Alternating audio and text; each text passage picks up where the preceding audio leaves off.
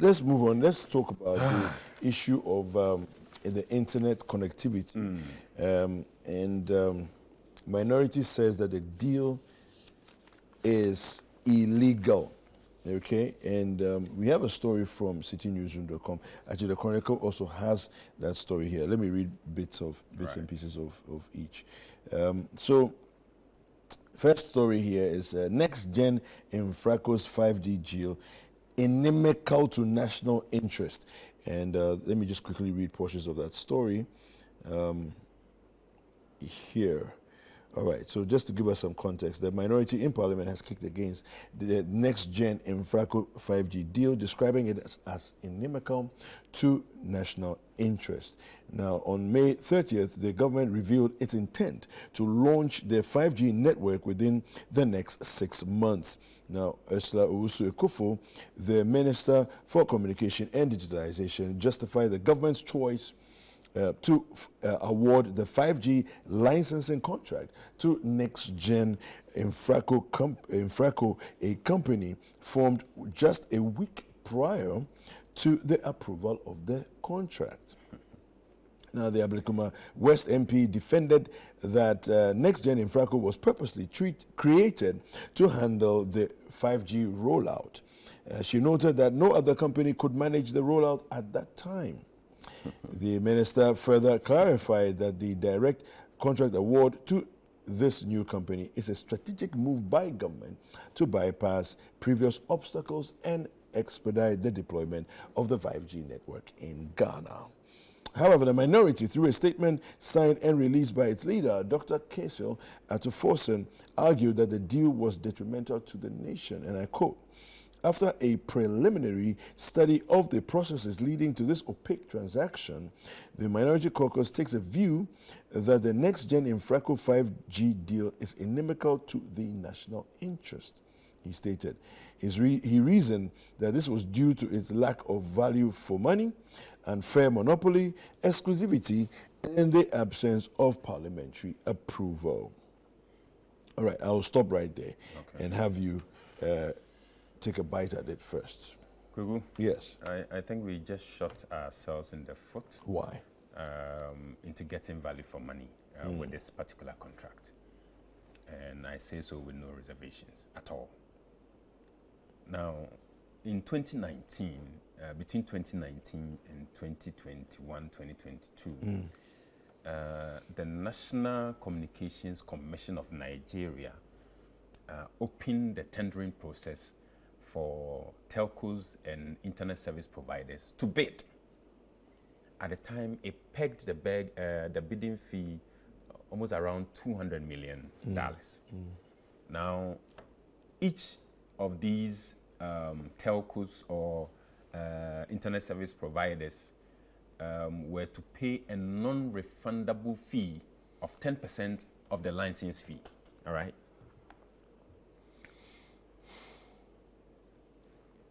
As many as 3 of them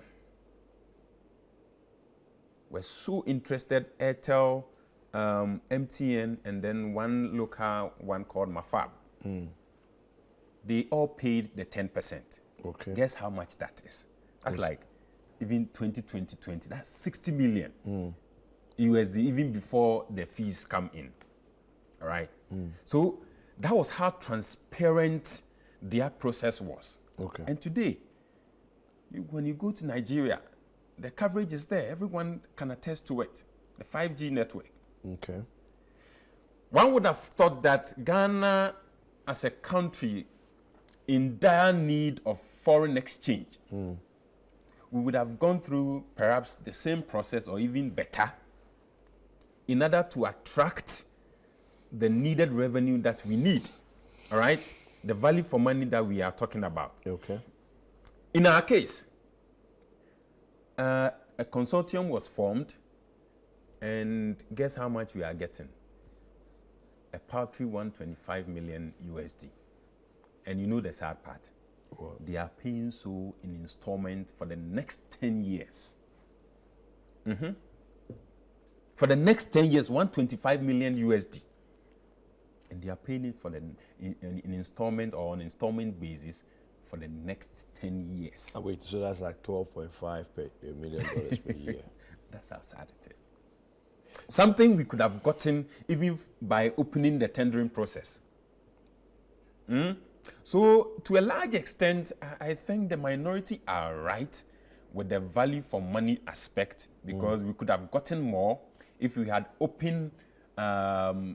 made it transparent, open it up to all interested parties to bid.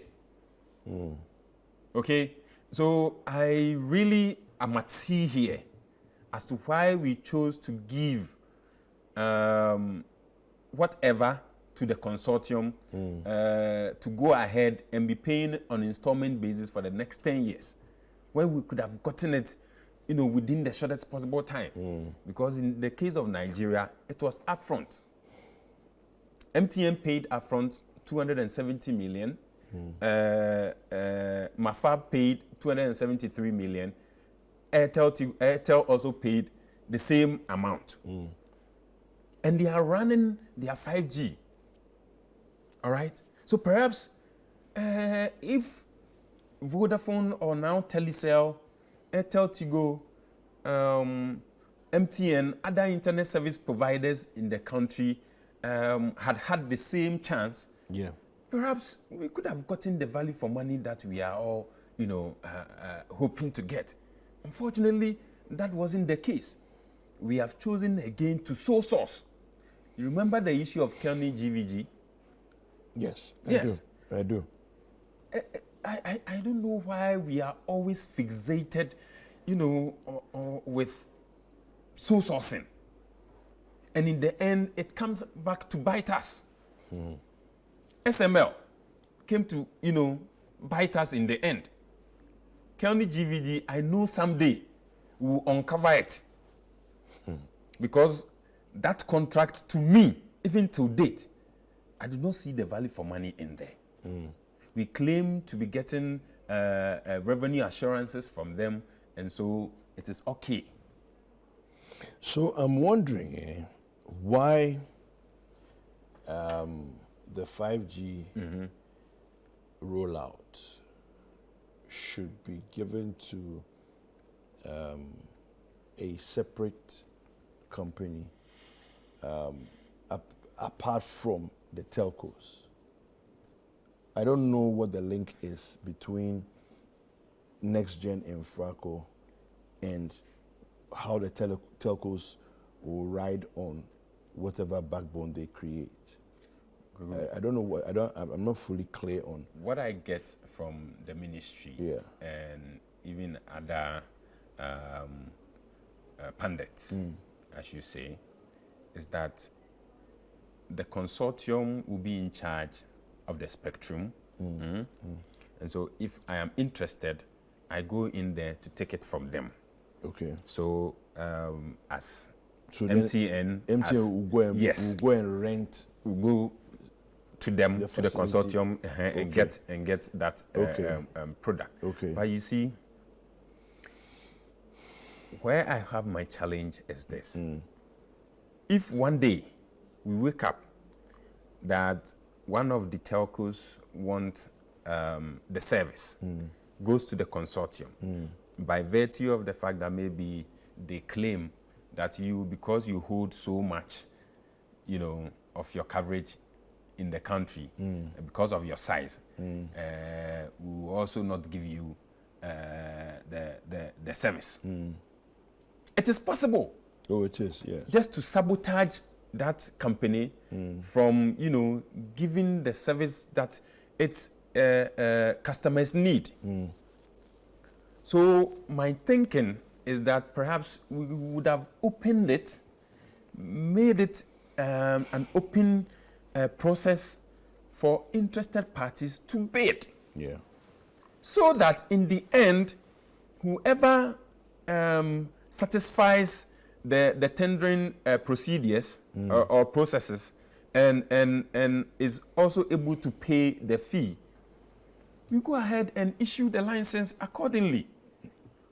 All right? Okay. Rather than the consortium, I'm not against the consortium, no. Far from that.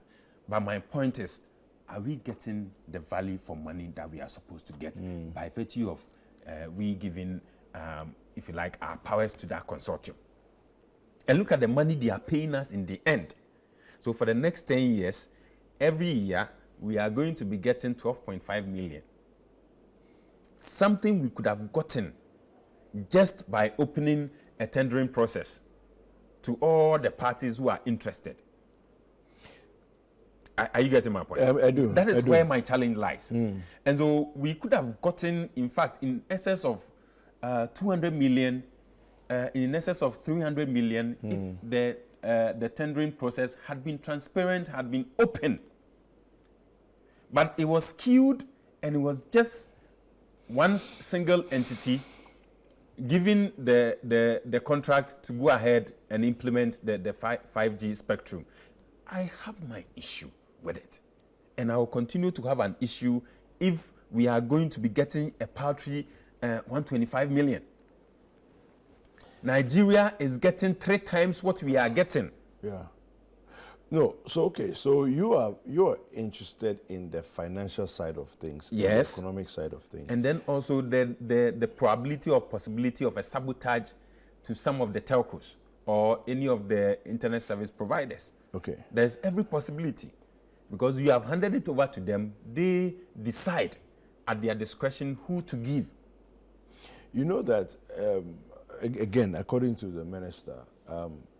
Almost 10 years after the initial rollout of 4G, we're only about 15% penetration of 4G, and we are bringing 5G. Okay, whose fault is it? Who is the regulator? Who is to ensure that we giving you that spectrum, you go ahead and implement and make sure your coverage reaches over 50% or 50 or 60%? Whose duty is it? Is it me as an individual here, or maybe City, who is about to celebrate 6 years? Oh, we are celebrating this today. Yes. Something you gave out years or almost a decade ago. You are struggling with this implementation, and then you come back with open arms, or better yet, you are throwing your hands in despair. Hey, we gave you 4G, you could not implement it. And so we cannot give you 5G. Such a childish excuse.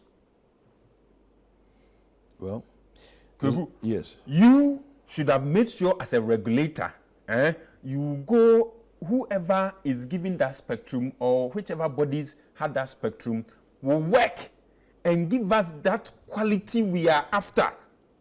Okay. Today, yes. In some places, you go and you have as Edge. Not even 2G, Edge. And that's how bad some parts of the country are. No, 2G is Edge. I was recently at my second hometown. Yeah. In Pramkese. And you struggle with internet connectivity. Sending a mail or maybe on any of the social media platforms. It's a struggle. And so if you have given the spectrum to someone, it means that you had rules and regulations regarding you giving that spectrum. All right? And they are mandated to go through the full haul in getting the 4G service across wherever it is supposed to go. Yeah. But you sat aloof and you watch them, and now you are complaining of coverage being 15, 10, 16%. Okay. There's a message that came in on the earlier conversation we were having about the passports, and I want to just read that quickly before we take a break. Good morning, Kweku and your team. Please, I want to ask the gentleman, Paul, how he got the first passport, because this thing he's talking about has been there for more than 3 decades. He can't tell me he doesn't know about it, so why is he saying it now?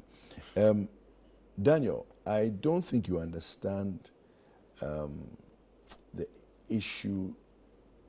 Paul, you give your response. Okay. Well, my brother Daniel, you don't want to be in my shoes. But again, yes, I went through the deal or the ordeal just like every other Ghanaian did. and I went through the right channels in getting the earlier passport, and this was somewhere 2014, 2015, thereabout, when I went in for that passport. So it wasn't as bad as we have it now. I am having a challenge with the ministry because it should not take an individual this length of time in getting an ordinary passport. Yeah. So imagine if I was requesting for, say, a diplomatic passport or any of the other passports. I mean, this is just ordinary. So it should not take that much of time because, one, we've taken away the manual processing especially when we know that passports can be issued within an hour, and we've seen it. And it's being done, even today. That's the problem. You remember there was a time the minister herself visited the place unannounced. And I'm sure she came out to say that people were sabotaging the system for their personal benefits. It's still happening. Madam Minister, you can go there today and it is still happening. People are still passing behind the door and using whatever means to secure passports for individuals in minutes. When I, as an ordinary Ghanaian, will have to wait 10 months, a year. In fact, somebody told me his story that it's been almost 2 years he applied, and to date, He still doesn't have he hasn't received it. That's a damning Almost issue. 2 years. You know, and it speaks to the fact that we are not actually interested in solving real problems. We are interested in doing, what do they call that thing? Top dressing. You just dress over the issue. And the truth is, it's just always been lip service. The increment was a no-brainer, all right? It was to offset a certain issue. But if you pay whatever and you still have to go through the same challenges, then really what have you solved? all right, let's take a break and we'll be right back, okay?